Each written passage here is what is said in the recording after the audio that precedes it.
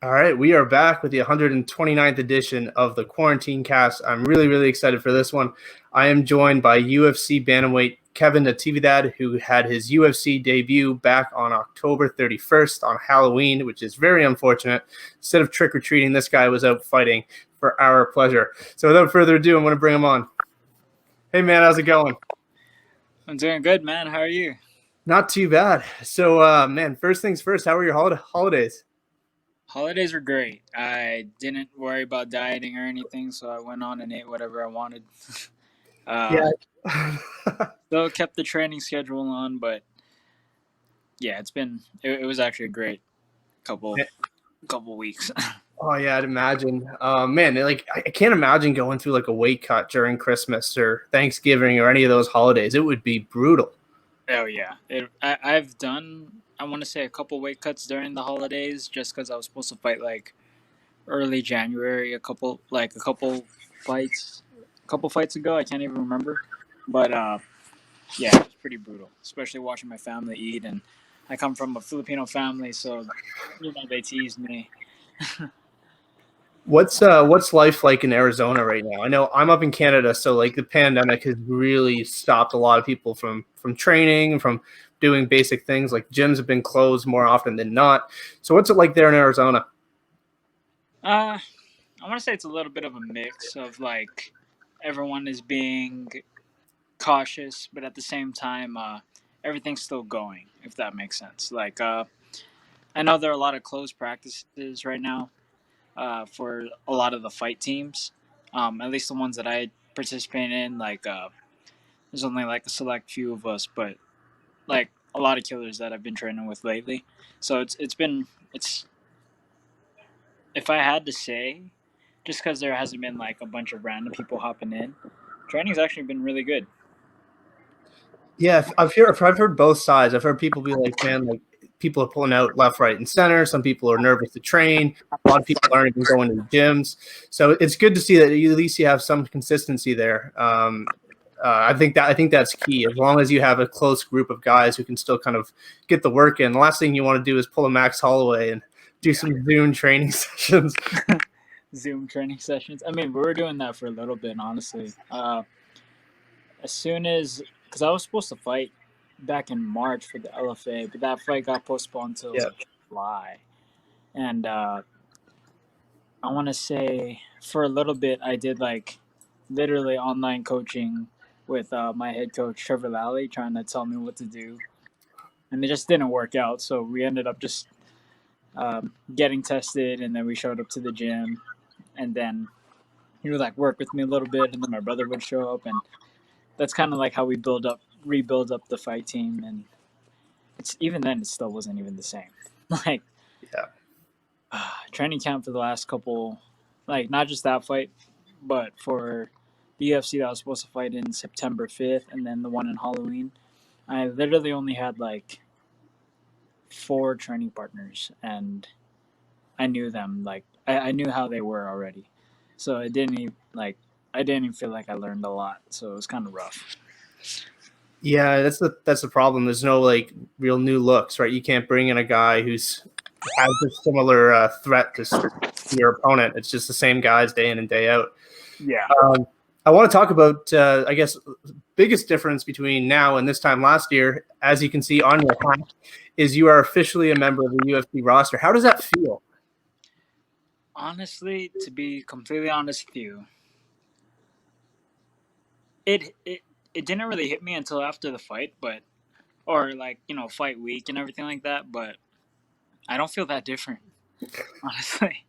Does that make sense? Like, it's weird. Like, I think pretty recently I just got like the blue check mark on Instagram, and I'm just like, oh, that's weird. I didn't even know when that showed up. Like, I didn't like. I heard you had the request for verification or something like that. I didn't even do that. Like, I kind of just have been going around as if nothing has changed. I mean, besides the fact that I got a bunch of UFC wardrobe, I guess that's the only other thing that kind of makes me feel like I'm in the UFC.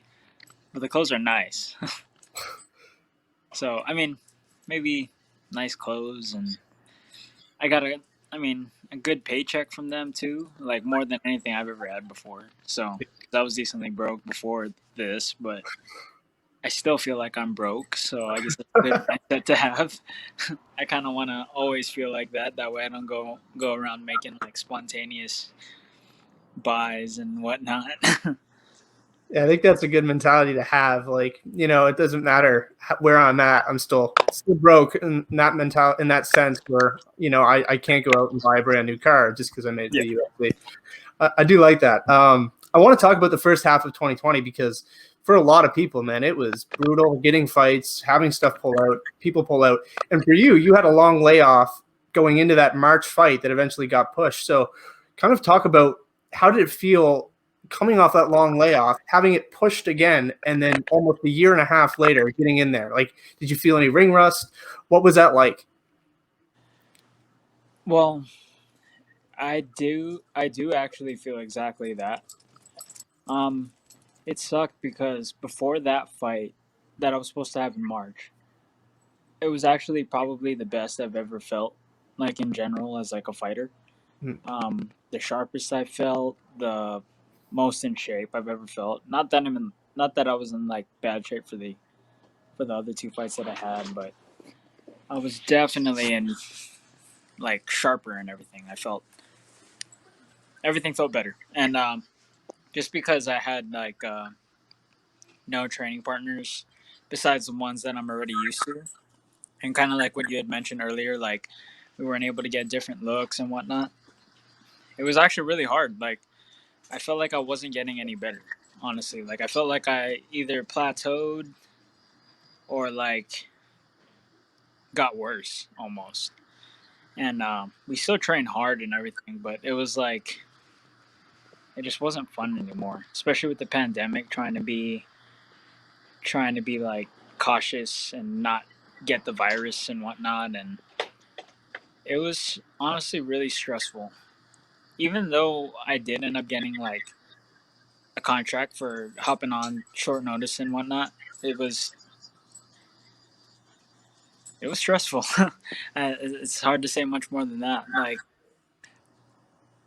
yeah, it was How just do you stressful. how do you overcome those mental roadblocks? Because I'm sure so many fighters get it, and yeah, I'm sure you see so many guys pull out for their career. Like guys could be 3-0 and then just lose interest or go through a mental block or suffer a devastating loss, and they just say, you know what, this isn't for me. When in reality, that guy could be a killer, could be a world beater, or just may need something new. So for like someone like that, or how do you overcome that? So for like it might be different for everybody, but at least for me, like one thing, I've committed a lot of my life to this because I knew I just loved it. Like there's no amount of losses I could ever take to make me feel like I don't want to do this. But another thing I want to say that's helped me a lot lately is I've been seeing a psychologist, and just not just for the mental aspect of the sport, but for like my mental health in general. Like um, after the last fight I had, I want to say like I took quite a toll on my self esteem, and talking to this guy has actually helped. Like it's funny. Like we'll actually do. He's been having me do this drill called taking a mindful shower, right? So, oh well, before I even get into all this, like the whole thing that's keeping my interest too, because I'm starting to have fun again with MMA and fighting and everything. I have to be present in the moment, you know.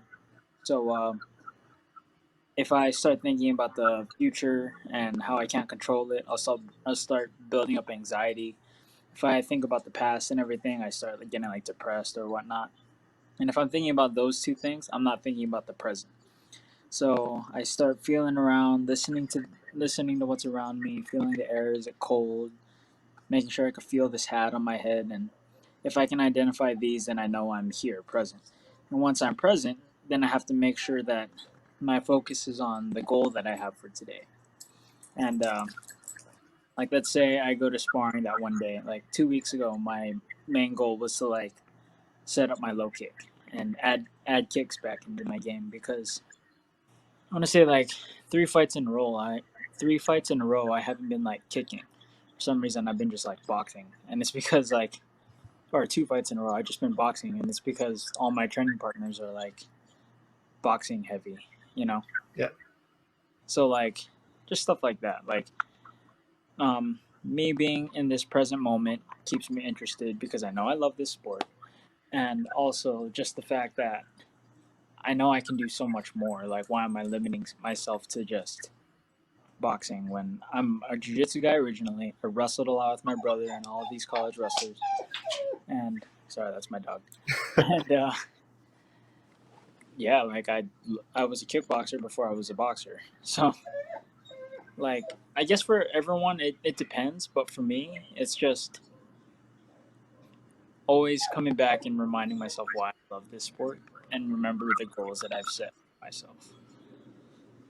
Yeah, I think that's great. I mean, like it's such a hard sport because it's different than any other, right? You lose a game of hockey, you lose a game of football. You know, you've got 40 guys there who also lost with you. Mm-hmm. When you lost your UFC debut, in the way it went, how do you overcome something like that? Obviously, like you said, talking to a psychologist and whatnot, but when you go backstage, how do you overcome the fact that you know what you lost in front of so many people? It's got to be devastating, and it's got to be a feeling that someone like me who's just sitting at the couch watching it would never be able to relate to. Well, I want to say, I mean, just like I said earlier, it was a big shot to my self-esteem. I will also say a big thing that helped was that it's kind of nice that I don't really remember. You know what I mean? Oh, Like, that's funny. I don't remember them raising his hand. I don't remember walking to the back. I just remember looking at my brother and being like, "I lost. Did I? It was an uppercut, wasn't it? Dang!" And then I just like sat back down and I was like, I could barely remember it. I don't remember it at all. So honestly, that was kind of nice because then I don't have to relive the whole like raising the other guy's hand and whatnot because that's just gone. Like amnesia. Like I already forgot it.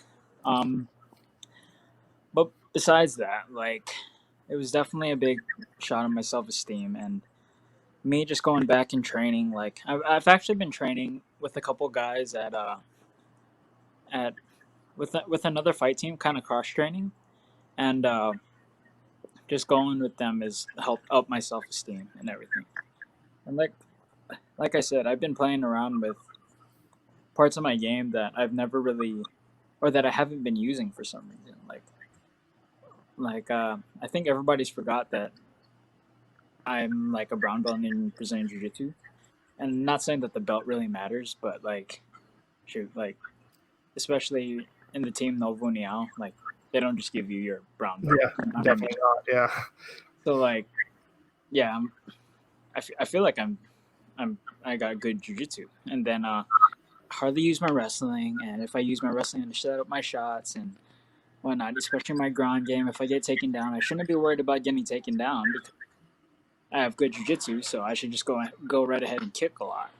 Yeah. Going back and like reevaluating myself and my skills, it just it's been helping a lot because at the end of the day, I know like I don't really suck, you Yeah. know, and I have to tell myself that like regardless of what everybody says like on online and social media. And I don't know, I've never listened to those guys before either, but I guess after this last fight, it was kind of like, man, I wish I could just fight these guys too. But no, at the end of the day, like back to what my psychologist told me, like I don't necessarily block them out because they'll always be there, but I'm able to like refocus, if that makes sense. Like, especially with his help and everything, I don't think I'll ever, even if I lose again, like, it, the mental part of this game is ridiculous. And like, Yeah. just being able to refocus and everything, like, refocus and make sure you know what your goals are. It's a, it's, it's powerful in a way where it can change how I feel like I could perform. Like, honestly, I'm excited for my next fight. Like I've rebuilt my self esteem and everything so far, and honestly, like I've moved on from that fight. It was a couple. It was a while ago, a couple months ago. Yep. It feels like it was so long ago. Like at this point, I feel like I just need to have like short term memory. I already forgot. I already forgot how I lost and everything. Like them raising my hand. I'm glad I don't remember that. And at this point, you just got to like focus on what's next. You know. So I want to talk about what's next because, I mean, 2021 is, for a lot of people, is a fresh start, and I'm sure that's the way you're looking at it as well. What's the ideal turnaround time, A, and B, what is your ideal 2021 look like? Well, normally I like to be ready at all times. You know. I like to just keep my weight low and whatever whatever opportunity presents itself, like go ahead and take it. I'm definitely gonna have that this year, but for my comeback, like especially after this last fight, I'm looking at taking my time, making sure my head's right. Um, Maybe earliest, and this might totally sound like contradict what I've been saying, but I wouldn't mind fighting in February or even like March again. Like March would actually be more ideal, but I just want to get back in there. But I need to take my time, and yeah, probably March. At least that's what my coaches were saying too. Like let's fight in March. I'm like, yeah, no, March sounds great. Yeah, it gives me a lot of time to train and get my head right, and I'm just gonna start getting my weight down and everything. But if something pops up in February, I'm gonna take it. I like that, man. It's you hear that so many times. Like, yeah, I'm looking to take some time off and maybe fight next week. Like, it's just a different mentality. Like, if something's on the table, Mm-hmm. it's a lot different than if you're just sitting at home. I Mm-hmm. want to talk about as someone who's got two brothers and I live with mine as well. I want to talk about your relationship with him and how it's like kind of sharing a family business, so to speak, where you guys are living together, doing the exact same thing, pursuing the exact same goals. So talk about that. What that's like. It's honestly it's been nice because like it's kept us like close, you know. Um, Not that we weren't close before, but this sport has definitely brought us closer than we would have ever been if we didn't do this sport. Yeah. You know what I mean? We have so much to relate to, and we have like even though it might seem like we have very similar skills, we have different strengths. Like I don't know if I had mentioned it earlier, but my brother's actually a walk on onto the ASU wrestling team a while ago. So he walked on D1. He also wrestled in Southern Oregon, and on top of that, he's a purple belt in jiu-jitsu, and he's very boxing heavy as well. Um, and like me, I'm like a jiu-jitsu oriented, originally a kickboxing heavy. So like our styles like matched, or to help each other grow. You know, um, it's been it. It's really he's my best training partner.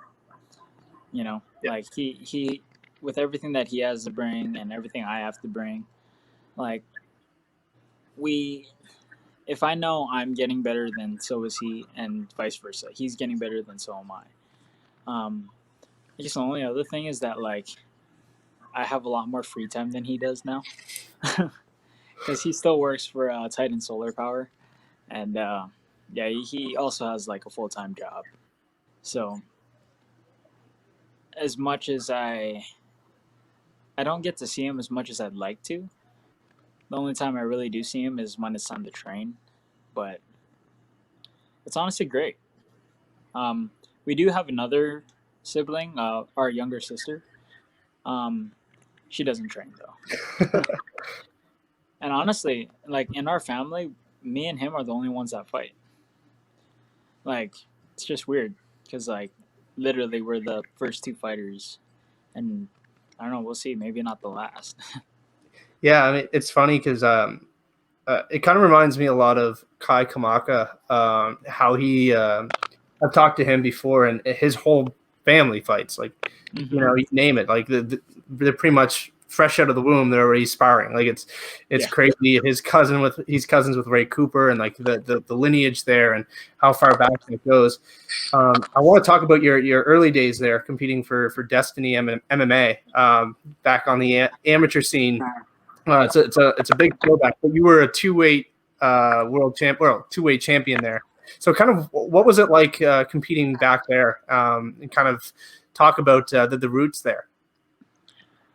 Honestly, if you do, especially if you do go back and look at it, like people will see the way how I fight now and think I'm just like a guy that throws hands with no kicking game, right? And Yeah. like nobody's ever really seen like my ground game or anything like that. Whereas like back then, I threw pretty much mostly just kicks, and I was like a wrestler, jujitsu guy. Like I think I don't even remember how many fights I had as an amateur, but I want to say like all but three. I think I had like what 13 or 14 amateur fights. There's a lot of them. I was looking at it earlier. There's quite a few. And like only one or two of them, or like two or three of them, were either a decision or a TKO. The rest of them like were all submission finishes. And like the promoter back then, like I know he's a big supporter now, especially, but back then, especially with my old jiu-jitsu coach, all I did was jiu-jitsu back then. It just felt like they wanted like us to lose, because like the guys that would feed us were just like, oh, this guy's like a two-time like state champ wrestler, and this guy like, oh, he's had belts in this and whatnot, and everybody was tough. And back then, especially growing up in Hawaii, I was just like, oh yeah, isn't it? That's all we want. That's all we want, the tough guys. You know what I mean? Like I think I won the first title my third amateur fight in, and then I won. I think I defended that like a couple times and went down to 125, which I don't know if ever be able to do again. But I went down there and I won that title too. I fought somebody from Vegas actually. I think it was Vegas to win that title, and then yeah, from Yeah, I mean, it's funny because I've talked to Kai, I've talked to Ty, I've talked to Ray Cooper, I've talked to them all, and it all seems like that the amateur scene in Hawaii must be crazy, and the people that support it are. It's like everyone's behind it. It's like that is their football. Honestly, What would, that was like the best way to get respect out of people too, because it's yeah, like growing up in Hawaii, everybody wanted the scrap and everybody wanted the test, and not all the time you could test everybody, but except for in that cage, yeah, back home in Hawaii, and usually if you were a big time like scrapper back then, it was like, oh bro, you won the Destiny title. Oh, okay, okay, okay, you can scrap, and then yeah, it was like one of the best ways to gain respect, and I made a lot of friends fighting that way. Me and Kai actually met a long time ago because of it. Yeah, like that's why we're friends now. yeah. I like Kai. He's a really good guy. He's really I interviewed him before he made it to the UFC, and Mhm. it's always awesome when you meet someone before they kind of start to propel themselves towards the UFC and whatnot. And but yeah, I want to talk about. Sorry about that. I had like a fly just land on my hand. That was I know annoying. you're good. Going back to the Hawaii thing, what would it mean to you to be able to return to Hawaii and compete on a card there? And is Hawaii ready for the UFC? I mean, maybe not so much with COVID, but if we take COVID out of the situation, then absolutely. You know what I mean? Like I went back home to visit a while ago, and they're really cautious about it. You know, and they have every right to be. I understand. Like, shoot, there's no like, let's like let's say like rabies, for example, for dogs.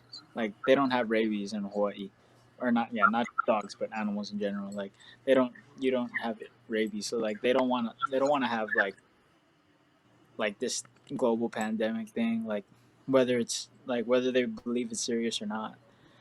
Um, but throwing all that aside, yeah, absolutely, Hawaii is ready. I mean, shoot, they used to have big Super Bowl and everything like in Hawaii. That's where like MMA started before the UFC in Hawaii. Like everybody was doing that a long time ago. So like, why wouldn't you want it in Hawaii? You know. And on top of that, like, it would mean the world to me to go back to my hometown and fight because because that's where I started. You know, Mhm. like especially to hear like the Hawaiian fans and everything like that. Like that would honestly be a dream come true. Like, not saying that that would be it for me, but if I fought back home in Hawaii, for sure, it would like it would be something that win or lose, like I'd be looking forward to and probably not forget anytime soon. I'll ask you. I'll ask you a couple more questions, and then I'll let you go. Speaking of Hawaii, we've got a Hawaiian competing next weekend. Max Holloway, arguably either one or two best Hawaiians to ever do it. Whether you have BJ Penn ahead of him or not doesn't really matter. He's one of the greatest Hawaiians ever. That being said, who do you have winning that fight? I know who you want to win, but who do you think is going to win? My bias always kicks in regardless. Like I always vote for the Hawaiian fighter regardless because I'm just like, bro, all they gotta do is hit him.